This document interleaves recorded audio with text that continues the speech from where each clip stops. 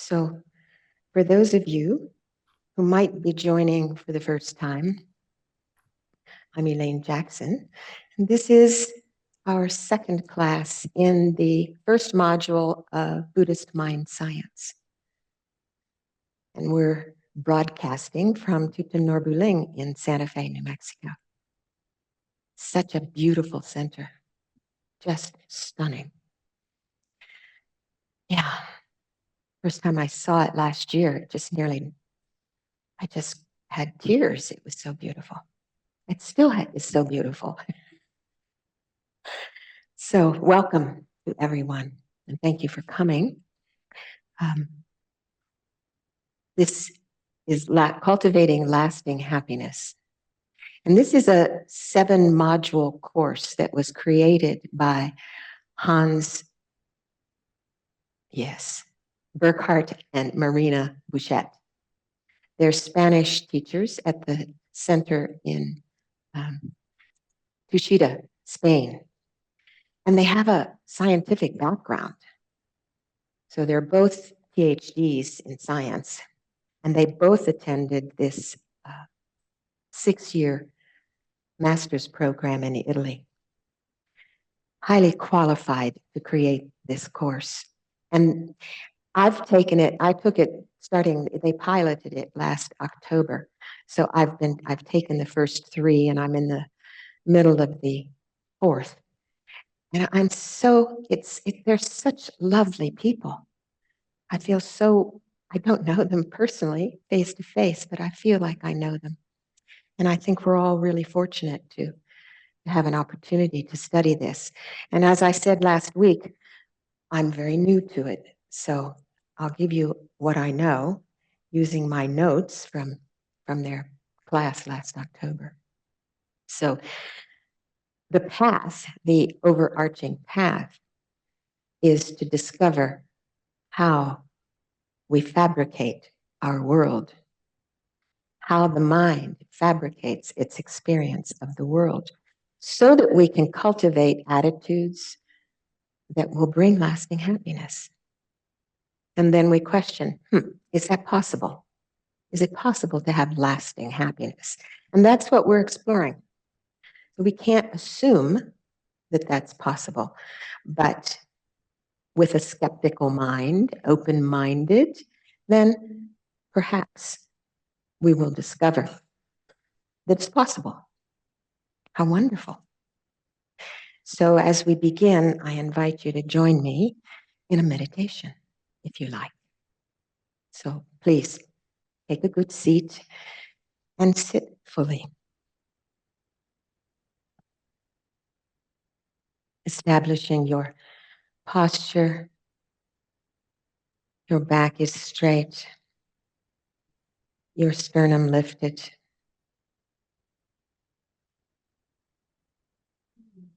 Your belly soft to receive the full breath. And maybe it's helpful to take a deep breath and simply let go. To settle into relaxation. To be at ease.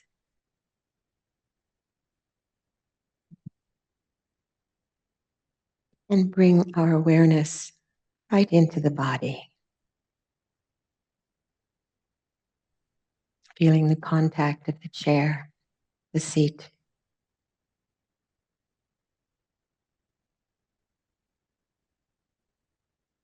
Feeling the earth energy, stable, solid, grounded. A sense of safety. Giving yourself permission to simply release. Let go of ruminations about the past, what happened before, or any plans about the future, what might come next. And just be here now, at ease, aware of the various sensations within the body.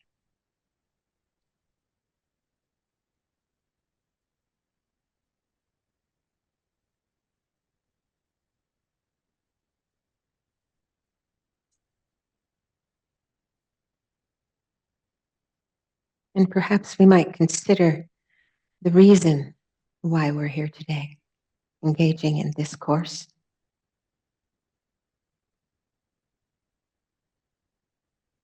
Generally, we wish for a happy outcome. We want to engage in activities that bring happiness, a state of well-being, contentment, ease of mind. Engaging in activities that will cultivate lasting happiness.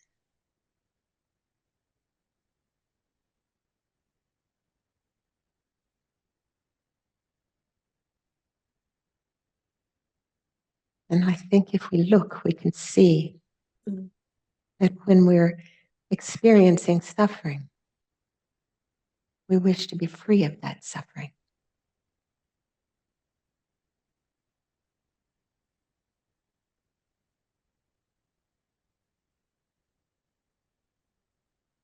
And oftentimes, we might find ourselves thinking about future suffering and wishing to avoid that.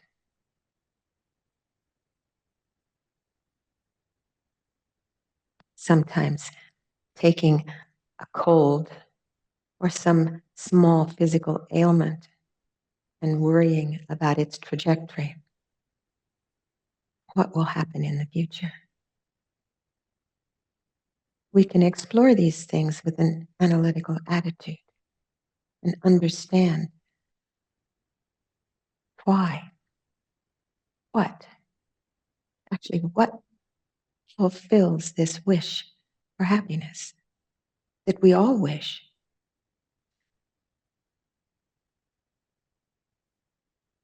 We may discover that some of the things that we've done in the past with the intent of happiness falls short.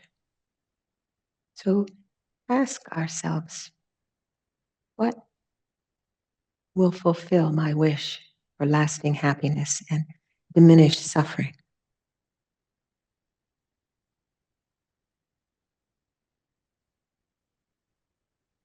And we might wonder if it's possible.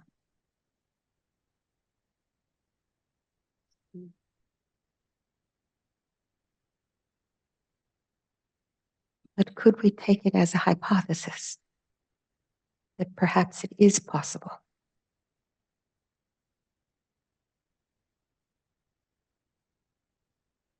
And let that be our motivation for today, to find lasting happiness, not just for myself alone, but for every single living being. How wonderful that would be. May it be so. So just sit quietly for a moment with that big wish.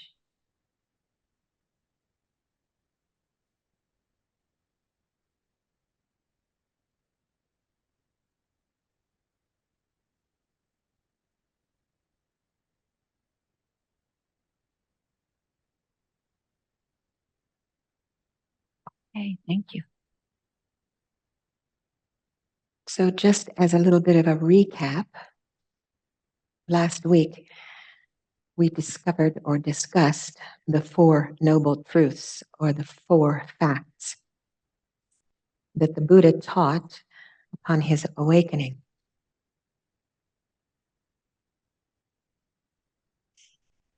The first is that samsara, or this cycle through birth, aging, sickness, and death, is suffering. The second is that it has a cause. The third is it has a cessation. And the fourth is that there's a path to that cessation. So if we look at that, and we will a little bit, we might see that if we remove the cause, it stands to reason that we remove the suffering. And the question is, how? How? We also talked about the origins of suffering. What causes suffering? And in then this context, we explored the afflictions. We talked about the three main ones primarily, which were our attachment, aversion, and ignorance. And then we looked, if we have afflictions, do we suffer more when there are afflictions present in our mind? Do we make others suffer more? So this was an exploration we did with some practices, and we'll continue to explore this. So what can we do to overcome suffering, and especially its causes? This is to investigate. Can we overcome suffering? So we looked at our starting point right now. Where are we right now? Are we free of mental afflictions? Actually, I think all of us can say that our minds are mixed with mental afflictions.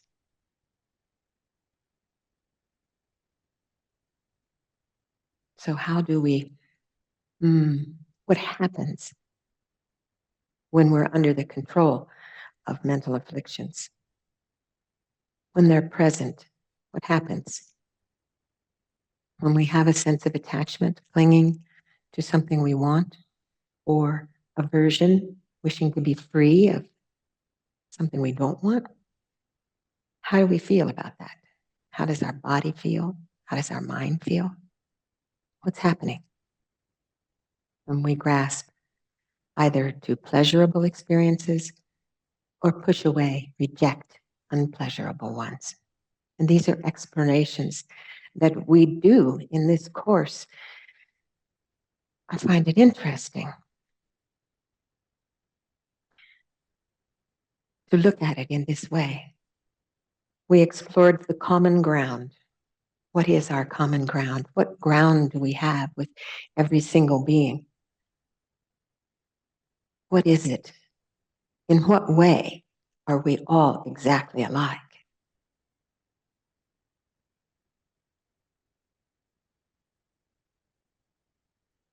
And the hypothesis was that we all want to be happy and none of us want to suffer. So we explored what that looked like. And we looked into the importance of being aware why we do what we do, and then establish a motivation that is wholesome. So we engaged in this practice to bring awareness to the root afflictions. You can find the practices that we do in the manual. It's a friend to keep by your side and look at and see the practices. It's well done and it's laid out so that it's easy to look at and read step by step, meditations to do, practices to do. So I recommend actually having a look and using it as a guide. So we ended last week's discussion with a discussion about the three main afflictions. So what is attachment? What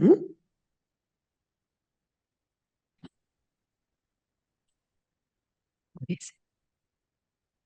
It's clinging to things we like. It's being attached, a clinging that can't let go of the pleasant, simply can't let go. And aversion, this is a rejection of what feels unpleasant. We can look, we don't want unpleasant things. We can see the truth of that. What happens generally is that we exaggerate what's unpleasant and we exaggerate what's pleasant. This is interesting to look at, how we do that.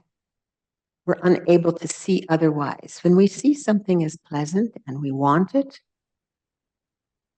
we're unable to hear its negative qualities. We don't look at that. We don't really analyze. When we're under the control of grasping attachment, we don't look at the negatives. We really want that thing. And we think that that thing is going to be the cause of our happiness, and vice versa. So we're not talking about things that are, if we're talking about aversion, unpleasant things. We're not talking about things that we need to do that are unpleasant. Go to the dentist, maybe. So we're talking about obsessive things that we absolutely reject and dislike and hold up as inherently awful. So that's something that we need to look at. And we did an exercise to see how it felt when we were under the influence of these outcomes. So we see, for all of us, we see our own grasping. And we might think that other people are different from us. But actually, when we have a discussion about these mental afflictions with friends or in a course like this, when there was an opportunity to actually discuss, we actually see, wow, yeah, they have that too. I'm not alone in my grasping after what I like and not wanting what I don't like. So sometimes we realize that we disagree, and that's okay. But the more we discuss, the more knowledge we get, and the more we begin to be able to understand how ourselves and others work with these mental afflictions that arise. So if we listen to different points of view, they enrich our own knowledge. In the past, there was a poll in October.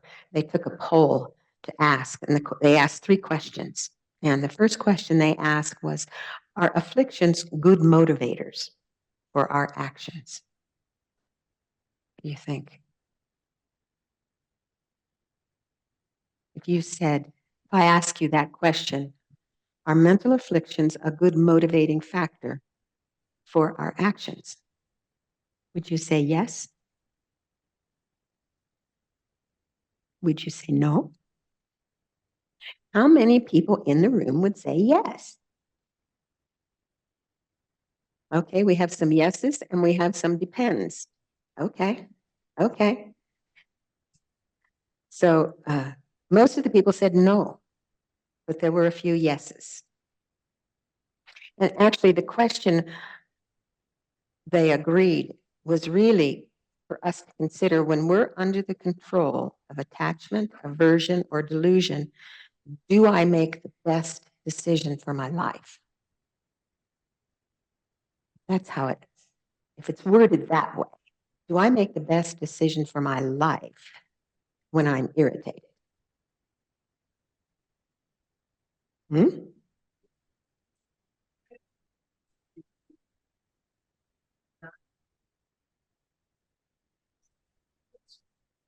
Isn't it? When you are in recognition of the mental affliction and you recognize that before you act, that gap is most beneficial. Totally agreed. That's what we say, mind the gap, isn't it? Yes, mind the gap. When you see that's arising, what's the most beneficial way to act? Brilliant. Thank you. Yes, yes. So then sometimes we think maybe a small amount of affliction is okay. Maybe a small amount of aversion actually helps us say something or do something when we see an injustice.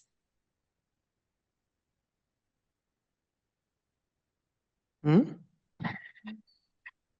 Yes, absolutely.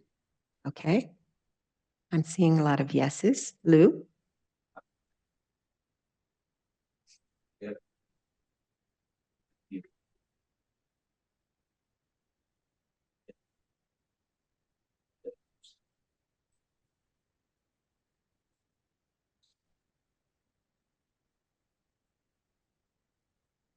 Okay, Lou says,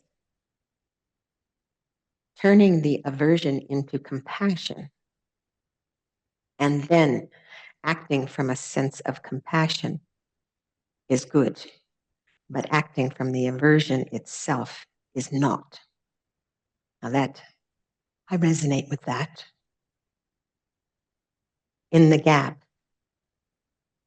what's the best solution when we see what's arising? So we're not thinking about things that sometimes might help. In this case, we're asking, what's the best motivation? What's the best attitude for our actions? So it's good to check. It's good to look. So imagine if we were upset all the time. I bet we all know people who have that kind of always seeing the glass half empty, irritated with neighbors and on and on. It's tough, you know? It's not a happy mind, is it? When you know people who are, when you see people who are irritated, when you are irritated, it's not a happy mind. We don't want, if we want to cultivate lasting happiness, cultivating irritation, probably not the right solution. So, what about a little attachment? Is a little attachment okay? Lama Yeshe used to say, check up, dear. Check up. These are things that we should explore, we should investigate, we should analyze when attachment or aversion or the ignorance that believes that things have some kind of true, inherent, unchanging quality. When we're under the control of those, are we happier? Do we make decisions that help other people be happier?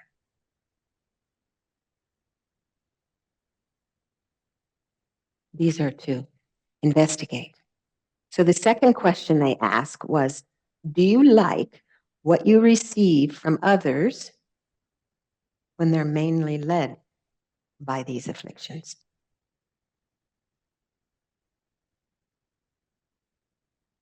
What do you think?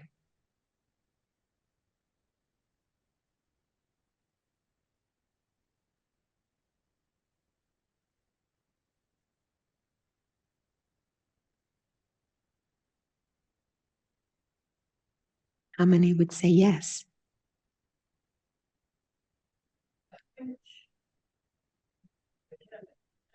Depends.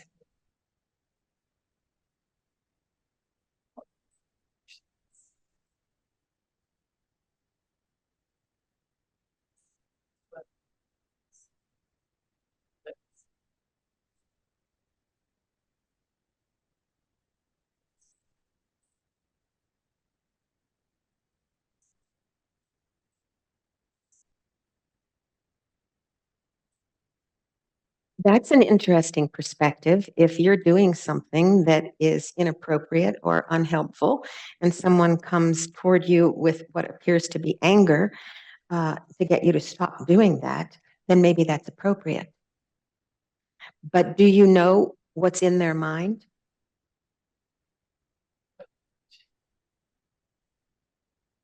Did it make you think that that anger was, could it be called something other than anger?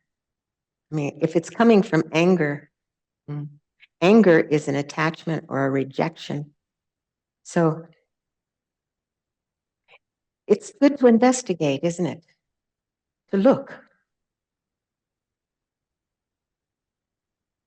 If someone is yelling at you, you know, we say we don't want harsh speech, right? If someone came with a more compassionate attitude toward you to say, oh, you know, Nancy, it would be better if la, la, la. So you don't really like that attitude. Maybe it stopped you in the moment, but does it leave a residue of discomfort and not really liking that person all that much now? Being afraid of being in their presence now? It's to investigate, isn't it? It's to look at, to really see what's happening when we are under the control of mental afflictions or when others are.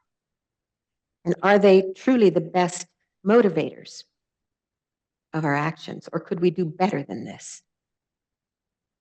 So this is, you know, we can say that in relationships, is the outcome better with more attachment, more aversion, more delusion or ignorance? You know, your relationship with your friends or your partners? Lama Zopa Rinpoche once said, no amount of makeup can hide the ugly on an angry face.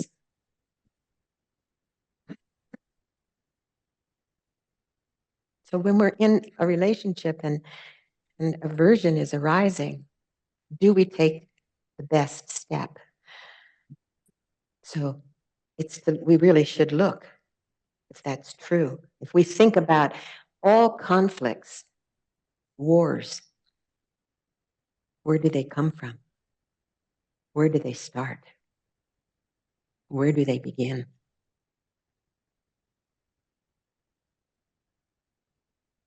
We look at the deluded states of mind that cause people to react and act out of hatred, out of grasping attachment, out of pride, jealousy. Yes, and really fundamental ignorance, believing that what I see is the way it is, and never pausing to take a look, following whatever mental affliction arises, and then acting from that. So it's really useful for us to contemplate this. You know, do we ever stop and think if we're being motivated by any of these? So can we learn to cultivate alternative behaviors? So we explore. And the last question, would you like to live in a world where human beings were moved mainly by affliction?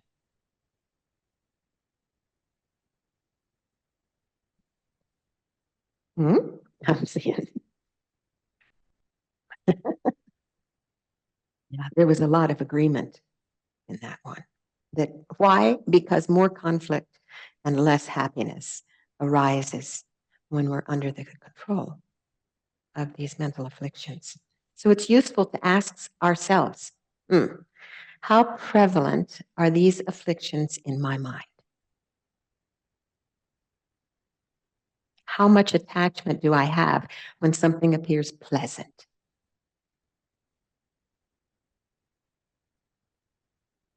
How much? Generally, we move very fast toward the pleasant, and very quickly we reject the unpleasant, generally speaking. Do we pause to see if that attachment or rejection is the best solution in the moment? So it's interesting. You know, it's quite automatic. In the 12 links of dependent origination, that Lama Tsongkhapa says, you must strive to realize dependent arising, how the mind fabricates its experience of the world. And in those 12 links, one of the links is contact. So the senses come into contact, and immediately a feeling arises. Without even a by your leave, a feeling arises. It's either one of three ways. Which are those ways? Right.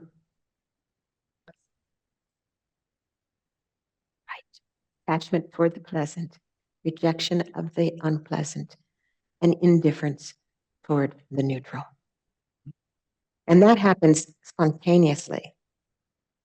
And so then after that, when the feeling arises, then we crave more of the pleasant, less of the negative. We don't really care so much about the neutral. We don't pay attention to that so much.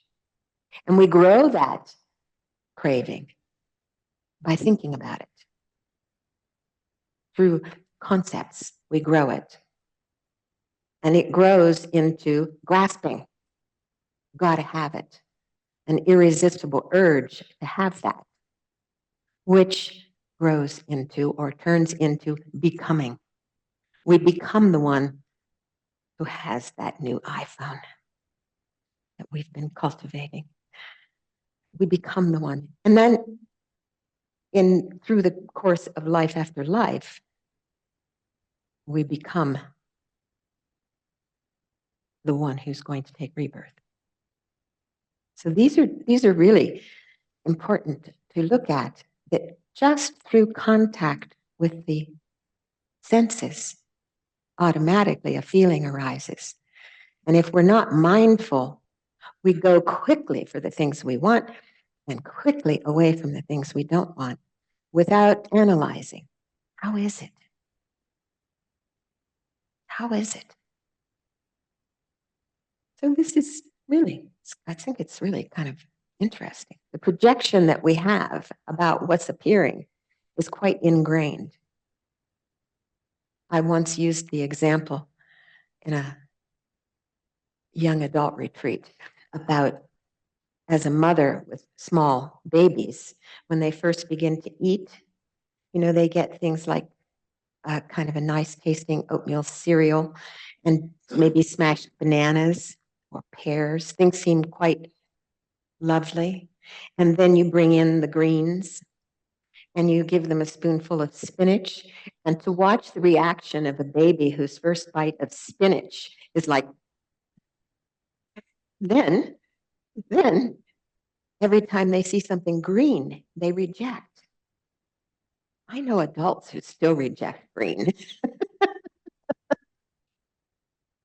So for us, right now, mostly we have good conditions. So our afflictions are not so intense, not very high. But we can see, if we're willing to look, that they're there. We are all sort of marinating in the pendulum of liking and not liking. Not liking. So it's useful to check if where we are is the best motivator for our actions. So even though it's natural for these afflictions to arise, it's not that it's not normal. We shouldn't feel guilty. Oh, I've got an affliction.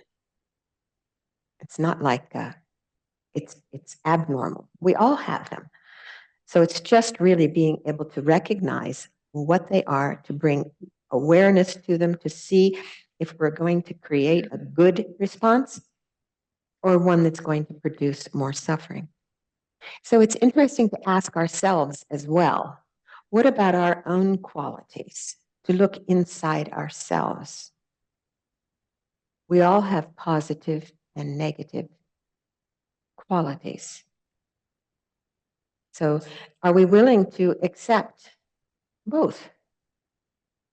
This is what's arising for me. This is kind of a habit that I have. It's not that I want it particularly, but I accept. And now I will work to try to find ways to not allow that sort of quality to sort of manifest in ways that will be harmful. I think it's good. So we don't cling to the things we like about ourselves and puff up with pride. And we don't reject the things that we don't like about ourselves and have this self-pity mind, that we have this basket we carry around. And yeah, you did that. Yeah, you did that. That's stupid. So we have to look and see what we're doing. So this is very interesting to do, to ask yourself, what happens when I acknowledge clinging or when I feel strong attachment to my own personal attributes? What if I'm really clinging to, oh, I'm so smart? Then someone says, Boy, that was stupid. How do I feel about that? You don't really know very much, do you? You know nothing about that subject. Slowly, slowly, slowly, it's like, wow, I thought I was pretty smart. Or, appearance, our appearance. You might cling to your beautiful appearance as a young woman or a young man, handsome. Yeah. And then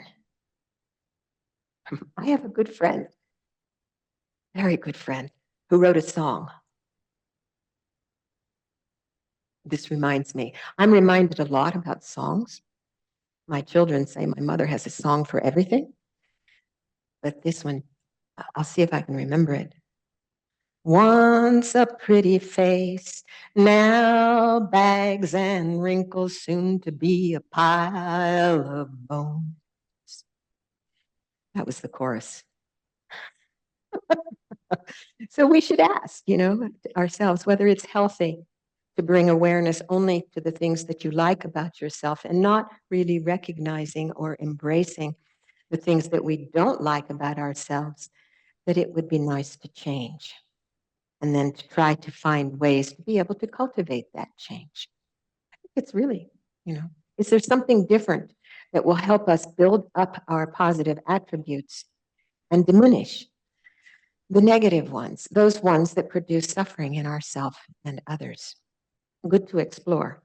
So the goal is to look. We're not finding an answer right now. The goal is to look and to investigate and then to see how to proceed. What's the best posture? So to see if we could do better in general. So if you would like to join me, I'd like to do a little meditation. So to take our seat and just to be present and attentive, to be able to think about this subject. And we settle. So the goal is to look and investigate where we can go, ask if we could do better. So we're going to explore a meaningful direction we might take in our actions in life. So in this good seat, settling down into relaxation and peaceful ease. How nice. Releasing our mental chit chat. And just to be here in momentary present awareness. Relaxed. Still.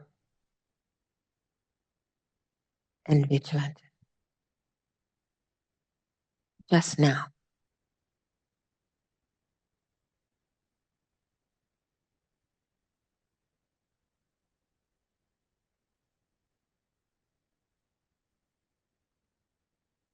And now turn your awareness to your wish for happiness.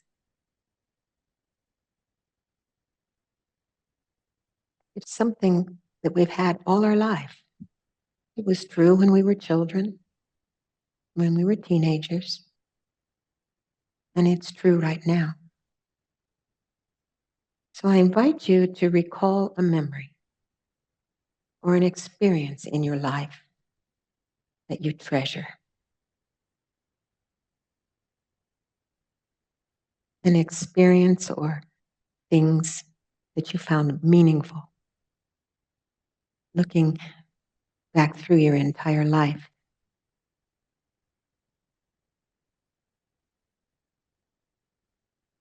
Ask, what was the most meaningful ones in my life?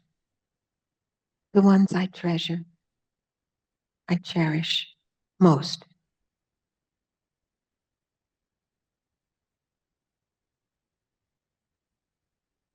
Perhaps thinking about ones that never fade, but maybe increase with time.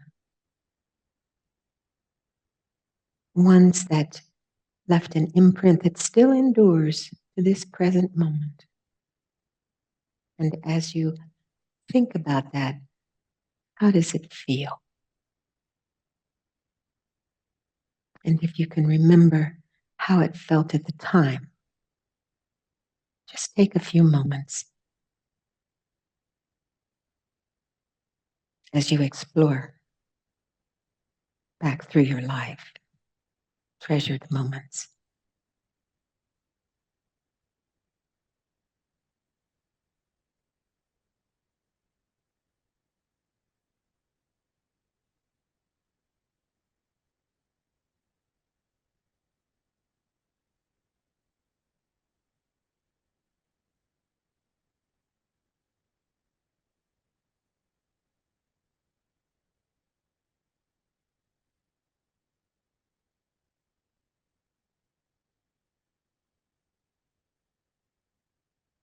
What are the feelings that arise in your heart?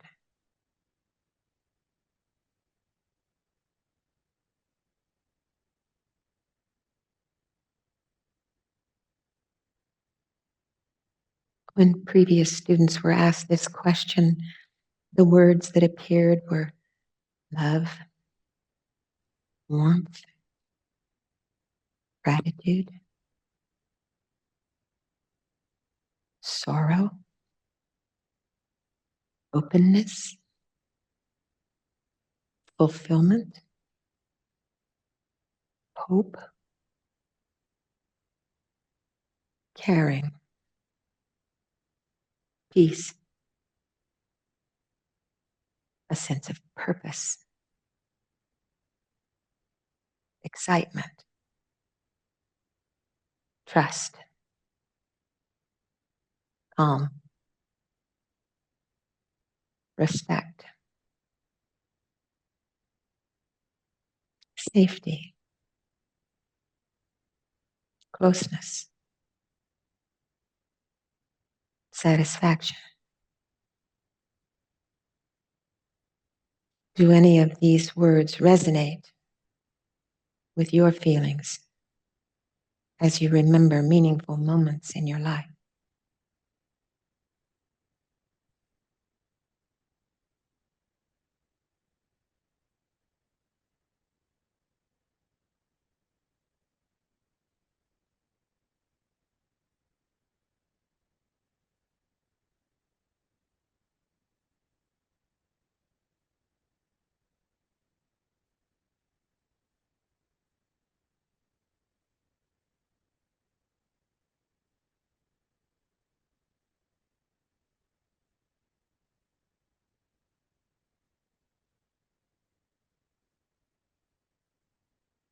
So the purpose of this meditation or this kind of activity is to point out the beautiful things that maybe we haven't paid attention to or aren't paying attention to, the beautiful moments in our life that happen now that we don't pay attention to. Because we can take advantage of this perspective of mindfully attending, of bringing awareness to things that give purpose and meaning in our lives. Because that to which we attend in the moment becomes our reality. That's William James. That to which we attend in the moment becomes our reality. The more we acknowledge and experience these positive emotions and hold them in our heart, the greater the chance we want to repeat them because they're pleasant. So we begin slowly, slowly to cultivate more activities in our life that bring greater meaning.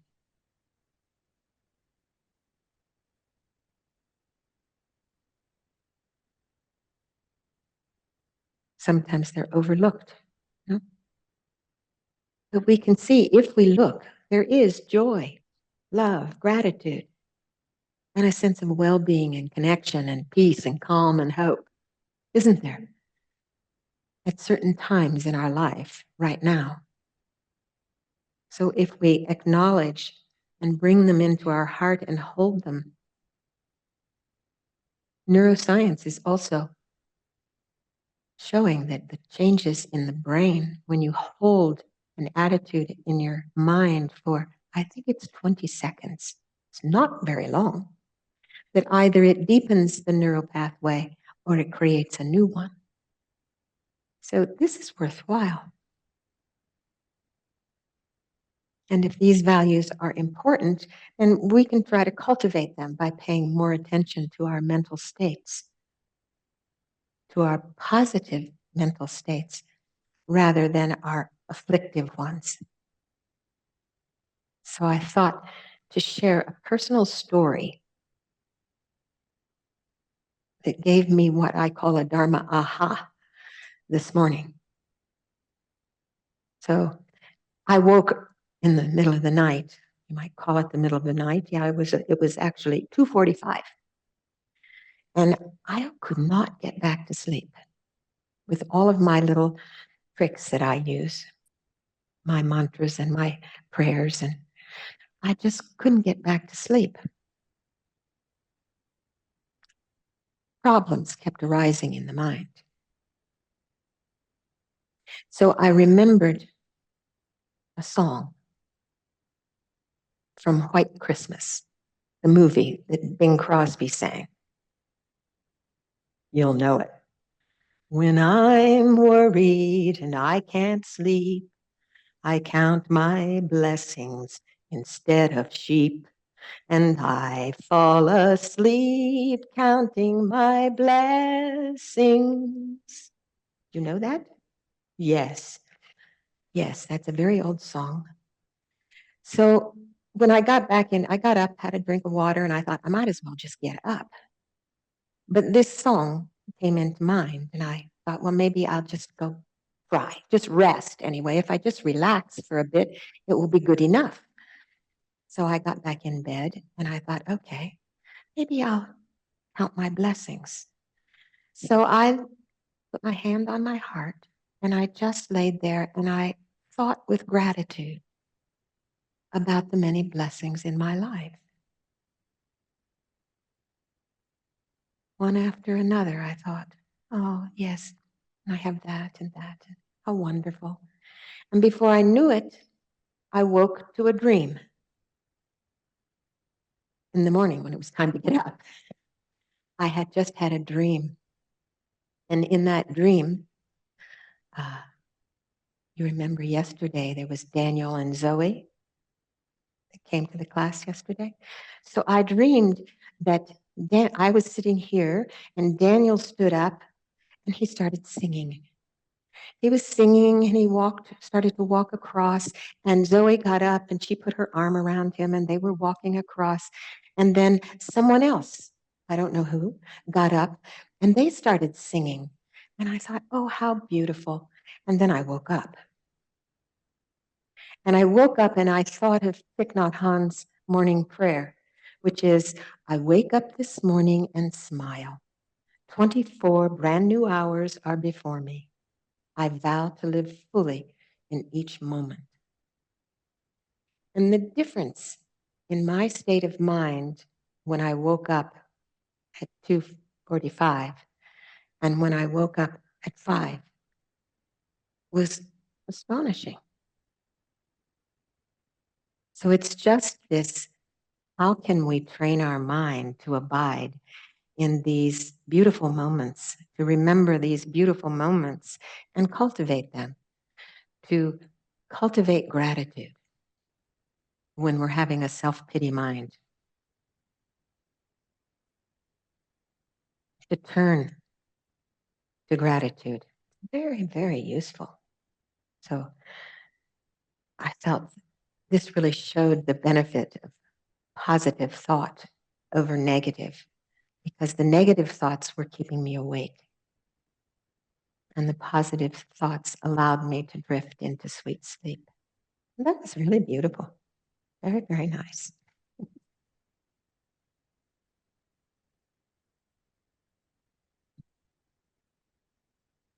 So if we think about what we value in life, what are the things that we value? Somebody said, what are the most important things in life? And that was a question that was asked to the students. What are the values that sort of hold your meaningful experiences, things that you value? And so they just said things like freedom, connection, love, togetherness, wisdom, family, friends, sharing, loving kindness, compassion, peace, friendship, authenticity, honesty, associations, harmony, health, open heart, and helping others. So these are all important things in life if we think about them. So it may seem easier to cultivate afflictions because they pop so nicely and so quickly, but the outcome is less optimal. So we move so fast toward attachment and aversion, but it's much better if we move toward our values. As Lou said, if you stop and cultivate compassion when anger is arising, then you have a different outcome than if you were engaging under the power of anger. So these are inner values, right? The outer values were not ones that the students talked about. They didn't talk about wealth or position or power, the things that held their positive experiences were inner values. So we can identify these inner values that give us a better direction. And I was looking at those, what they were, and I thought, it has to do more with cherishing others, thinking about how to help others. That arises in a lot of those words, is benefit of thinking about the welfare of others. So I think it gives us a better direction and more positive imprints in the mind, if that can be the lens that we use to find more meaning in our life, to cultivate. This is a clue on how to cultivate lasting happiness.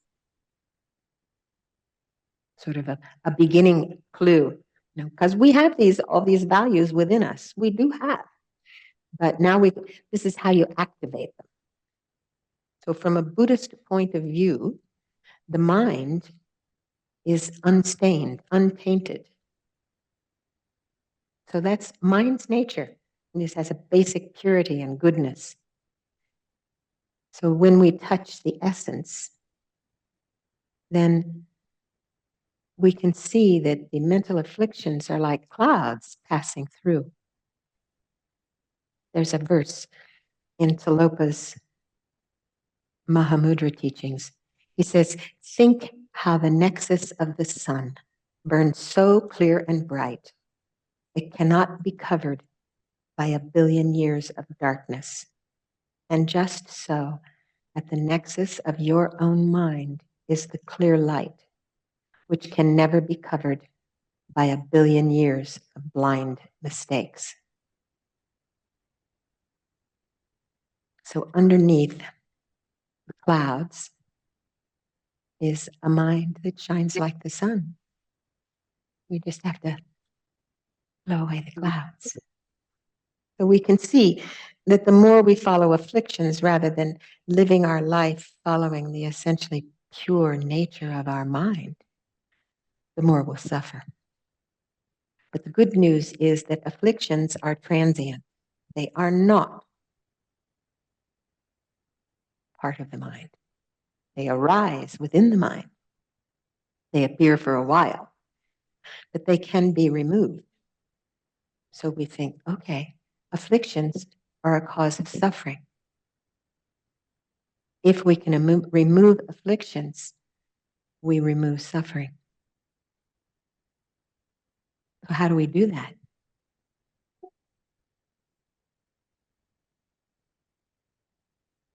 How?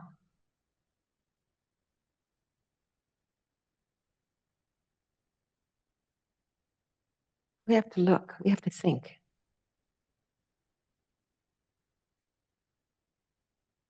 If an affliction is not really part of the mind and the mind is merely clear and knowing, vast, empty, spacious, and pure, and a mental affliction is arising in the mind, where does it come from and where does it go? This is to look. If we follow afflictions less, they're less inclined to arise again. That to which we attend in the moment becomes our reality. The more we attend to our anger by following it, the more likely anger will arise again. And the same is true of grasping attachment. But when we begin to see that it's not the best choice to follow our anger or our desirous attachment, then there's a gap. There's a gap. We have a choice. It could be that the reason that we give for the anger coming is because we see something that is unjust. Could be. But rather than responding with anger, hatred, as Lou says, what if we transform that into compassion? Because we see that those who are the perpetrators also have anger that's clouding their clear mind. They also have love and compassion and joy and sorrow. They have the same basic goodness hidden deep within the hatred that causes unjust behavior. And if we see that they're clouded by ignorance, then it is possible to cultivate compassion and then find ways to stop that unjust behavior.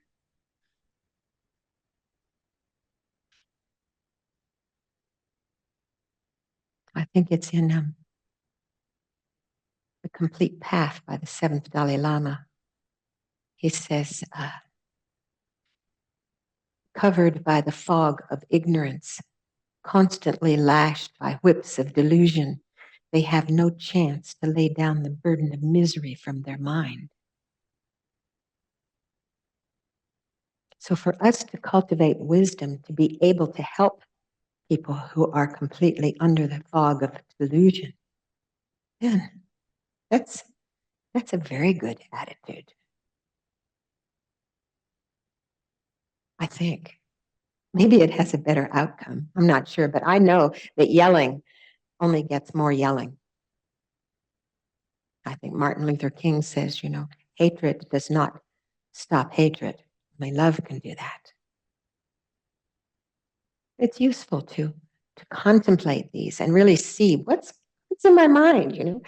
Buddha said, most of you are sleepwalking.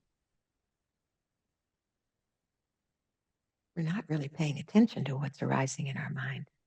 We're looking out here, always out here, rather than in here. He's called his followers inner beings. Inner beings.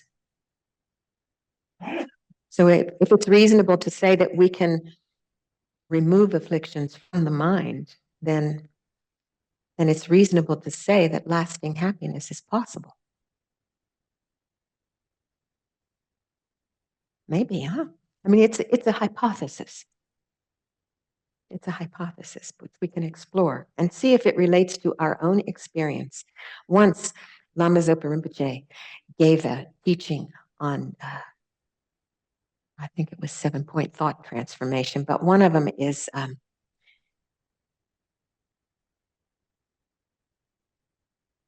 when others mistreat you or treat you badly, give the victory to them. This was early on in my Buddhist training. And I thought, "Hmm,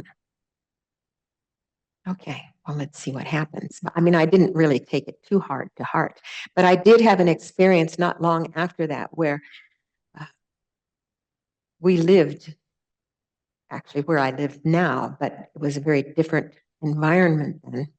And we had a big white van that took the children to school. There were a group of families living there with children building Vajrapani Institute.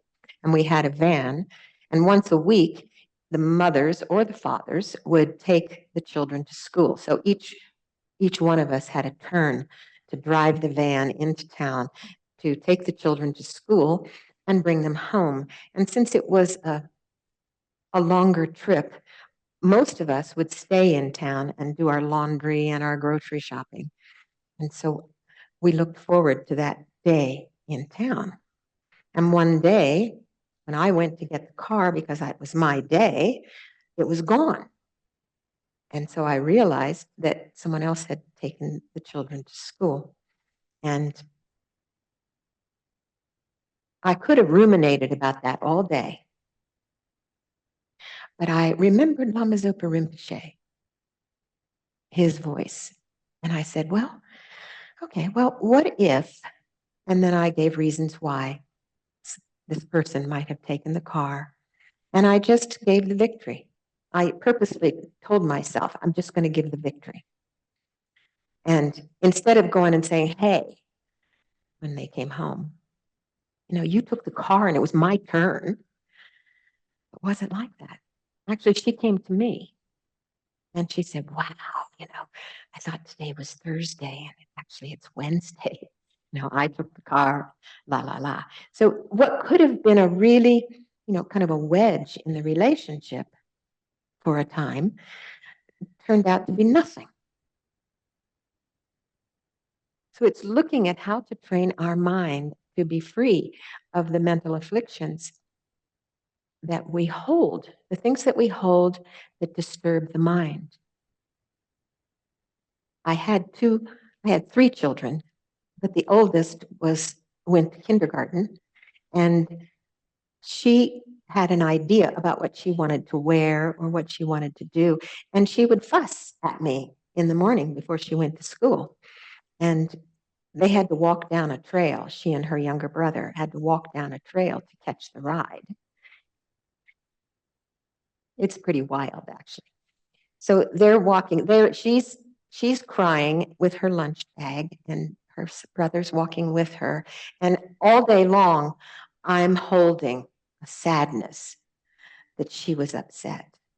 And my son David says, as soon as we got around the corner, she was skipping down the trail. So she was happy, and I was holding it. It's recognizing these kinds of things of holding in our mind our dissatisfaction or our unhappiness. Happiness and suffering are in the mind.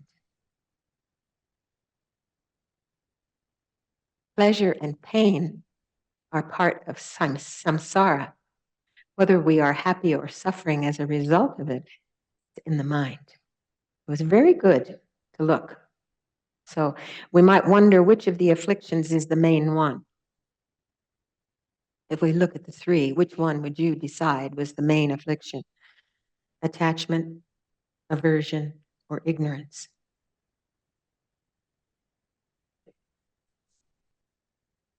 Ignorance. Do I see nods? Well, they say ignorance or delusion is the root. And it can be eliminated by understanding reality as it is. And through the knowledge techniques and practices that we do in order to access that knowledge to help us remove afflictions. So let's just pause for a moment, a short exercise. And just pause.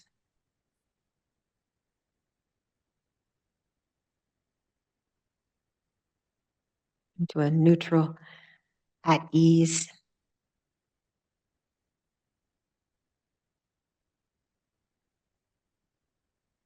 peaceful mind.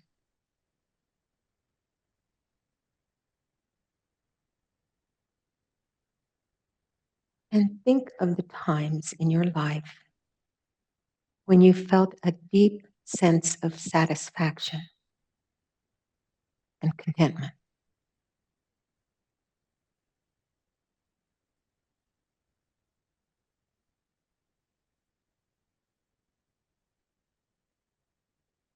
Remember how it felt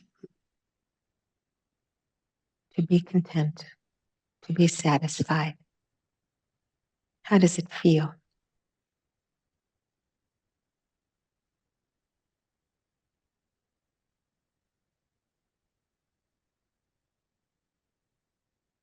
Were there any afflictions present there in that experience? Or in other words, what happens when afflictions are not there? When we don't have attachment or aversion, or when we're not upset, not angry. How do we feel in the moment?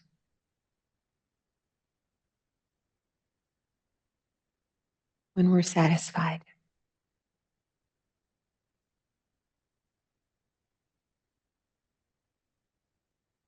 When there's no clinging.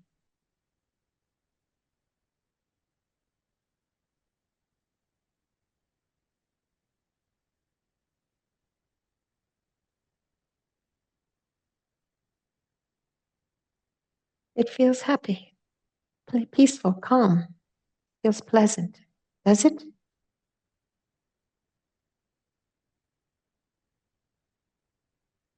So this is interesting to explore, because sometimes when there's satisfaction or contentment, there's also attachment.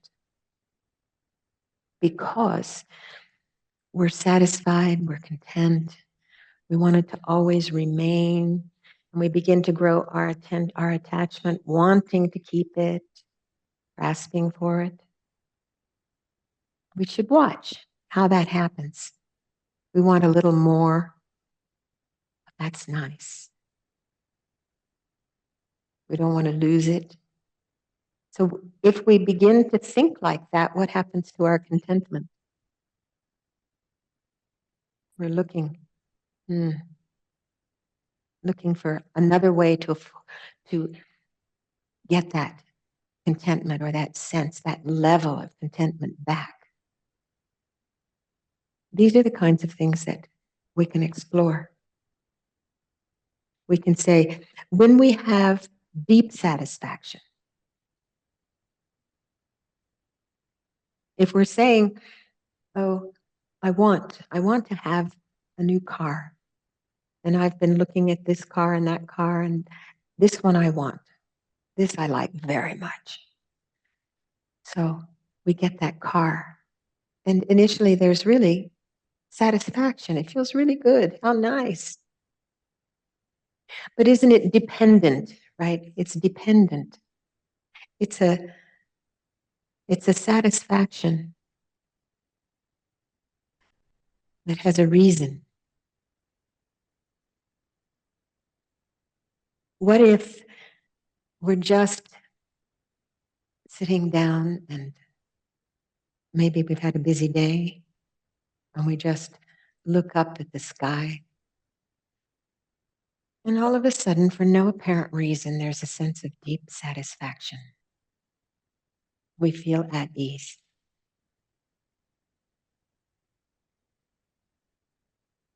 Unconditional. It's a different kind of satisfaction and contentment. It's more a touching into the deep nature of the mind.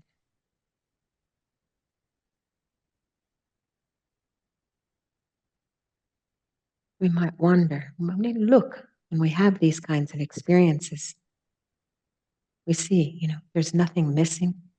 We're satisfied. We're not attached.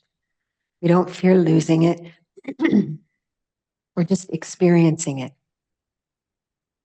And if we compare that experience to mental afflictions, I think we see that we prefer a deep satisfaction, which even when we have sorrow can be a meaningful experience with an acceptance. Yes, there's sorrow for a loss. It doesn't have to be grasping. We're not grasping for that sorrow. So it's very good to observe what's happening within us throughout our day, during meaningful times or during meditation. And we can see the movement between peaceful ease, attachment, aversion, back to neutral. It's like a pendulum, the ups and downs, the ins and outs. Life is a juggler's balls. In a poem my partner wrote, the pings and pangs, the ups and downs, the ins and outs. So this is to look at, really. It's to study. It's to create mindful behavior that we can see how these arise, when they arise, and what's the most beneficial course of action.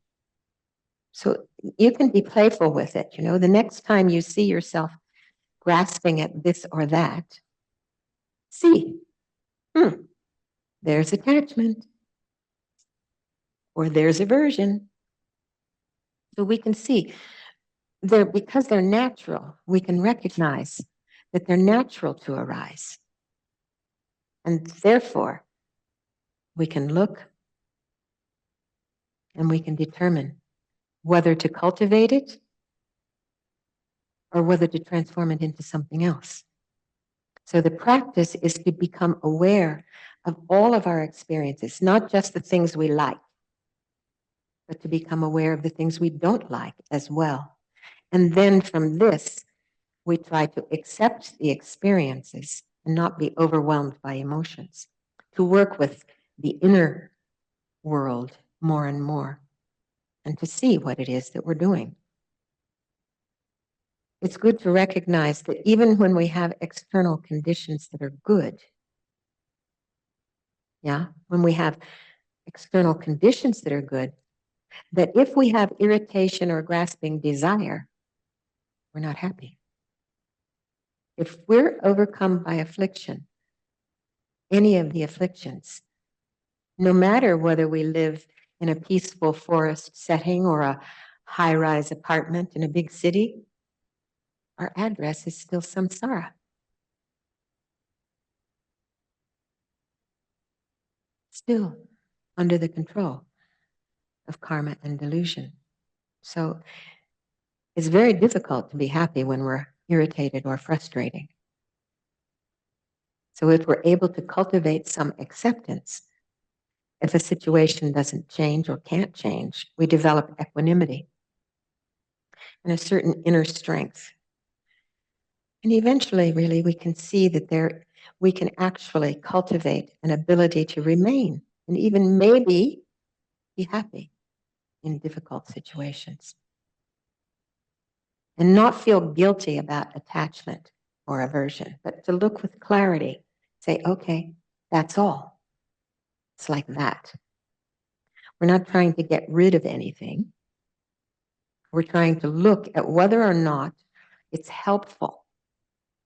It's helpful to act under the influence of these states of mind and to explore what might be more helpful. So this is the current exploration. And then I'm just going to go very quickly through this, what science has to say about it. If you remember in the very beginning, we talked about the 4 components of this Buddhist mind science, and it was those 4 components were purpose, mental balance, warmheartedness, and wisdom. Those were the 4. And science has very similar ones to say that for well-being, we need to cultivate purpose, having a meaningful aims and values, attentiveness, which brings mental balance, connection, which brings warmheartedness, and self-knowledge, which we call wisdom. So they say if you have a greater purpose, you have better health, healthy aging, increased life expectancy, higher positive emotions, and lower negative ones. People who cultivate awareness or attentiveness have reduced stress and anxiety and improved emotional management. And when people have a strong sense of connection to themselves with others, it's been shown that this has a positive impact on health and positive feelings and connections. And regarding insight or self-knowledge, the people with this kind of perspective have a healthy sense of self that contributes to well-being. They're at peace with themselves and they're connected to their inner values. So you can see more deeply what science has to say about this in the course manual.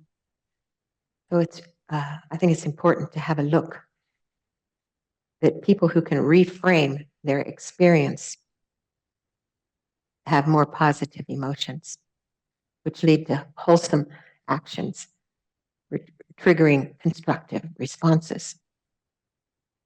And meditation is the tool to cultivate or to activate our positive, wholesome emotions. So we try to do, you know. So we try, maybe our homework, you know. I find it's really useful to look at the course manual. And I'm whizzing through the very last, because it's a very nice meditation, but it really has to do with recognizing meditation, cultivating present moment awareness, cultivating our concentration. We need to do this to train and retrain in returning to our object of meditation over and over and over again. To retrain again, come back, girlfriend, and hold our object of meditation so that throughout our life we can remain present with the attitudes that we wish to cultivate. So meditation, the act of holding our attention on one thing, in Sanskrit it's developing, cultivating, or producing, and in Tibetan it's familiarization or habituation. So it's all three of those. We attend to one thing, we cultivate, train, and familiarize. It's a natural approach, rational. So it's something we should do in daily life. And I highly recommend every day a little bit of meditation. You know, train your mind to focus at will on what you choose. Because I would venture to say that most of us in the room don't have that ability to remain single-pointedly contemplated on one single object. You know, we can't say, okay, now I will always be loving, kind, never have an angry thought arising in the mind. Well, see, we develop the ability to stay for as long as we wish.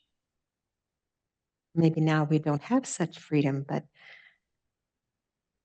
with cultivation, with perseverance, which is a lifetime. So this is the main point, to familiarize and grow our positive, constructive qualities, dissolve and diminish the mental states and emotions that are not conducive for the happiness of ourself and others.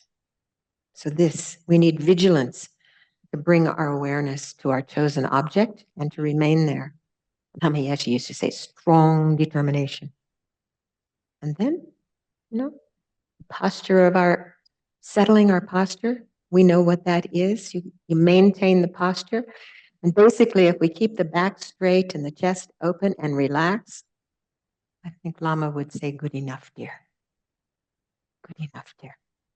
So we check and see what is the actual remedy for suffering. What is the cessation of suffering? It's cultivating this inner attitude, this inner posture with a wholesome motivation. We want to be happy and don't want to suffer. It's a long journey. So we change our mental states. It's something that we practice for life. Mindful, what's arising. And science says, and it's very good to read this because it gives us courage, because it indicates that if we want to change things that we recognize in ourselves that are harmful to ourselves and others, it's not that we don't have any recourse. We do. We do. We can change our mind. And I think that's our homework to check this week, to see, to remember, to recognize what arises in my mind that brings me joy and what arises in my mind that brings me suffering. And then see how I behave as a result of that. Just look, just explore. Okay? And as a dedication, we can rejoice in our efforts being here today. Yes, rejoicing that every step we take is a step toward enlightenment, to fulfilling lasting happiness for ourselves and for others. Wonderful. We can dedicate to that. Total and complete freedom.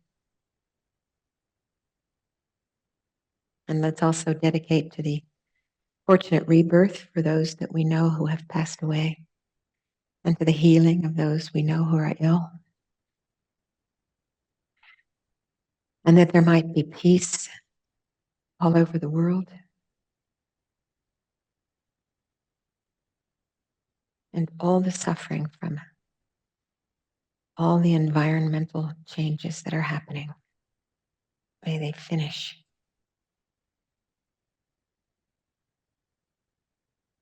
And may all our teachers have long lives and continue to teach us. Okay? So thank you. Thank you for being here. I'll see you next Sunday, I hope. Same time, same place. Thank you.